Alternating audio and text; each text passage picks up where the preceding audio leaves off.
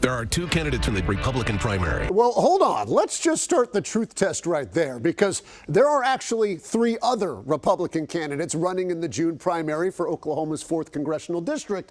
But longtime incumbent Tom Cole and political newcomer Paul Bondar are the only ones paying for local TV ads. Tom Cole voted with Democrats for billions in new deficit spending. This claim from the Bondar campaign is true, although, like most things you see in political ads, it lacks context. This ad does not specify, but it likely refers to a recent bipartisan vote to pass a nearly $500 billion spending package, and in doing so, keep the government open. Republicans in the House voted 132 to 83, with supporters saying it cuts federal spending by $200 billion over the next 10 years. It is also true that the bill was popular with Democrats. Only 2 voted against it. Congressman Tom Cole has voted for over $160 billion for Ukraine. Paul Bondar opposes more Ukraine spending and wants to spend the money sealing our southern border. This is also true. Congressman Cole has been a consistent supporter of sending aid to Ukraine.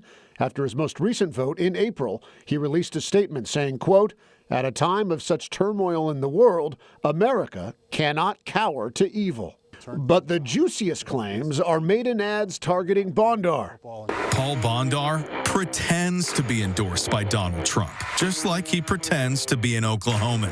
Neither are true. We have not found evidence that Bondar claims he is endorsed by Donald Trump, only that he supports him. But it's the residency claim, we believe, that needs some explanation, something I asked for when I sat down with Paul Bondar this week. Where in the world do you live right now, Paul? Okay, I'm in Stonewall, Oklahoma. Bondar's residency is a bit complicated because while it is true that he is a relative newcomer to Oklahoma, he has owned property in the state since June of 2022. There is an ad out there, I've seen it, that says you don't own anything It's in categorically Oklahoma. false. It's categorically false. This is the warranty deed to that property in Johnson County, and here is the warranty deed to a much larger 500-acre ranch in Atoka County that Bondar bought in 2023. That is where he plans to build a multi-million-dollar home. Bondar purchased these through an LLC, which means if you enter his name on a property search, he likely will not pop up. Bondar currently lives in this home in Stonewall, Oklahoma, which he rents. He also owns homes in Texas and Illinois, and it's not clear how he splits his time between them.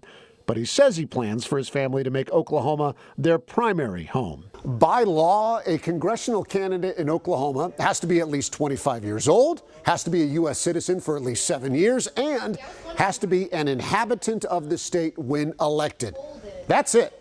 And through our research, we believe Bondar has met that.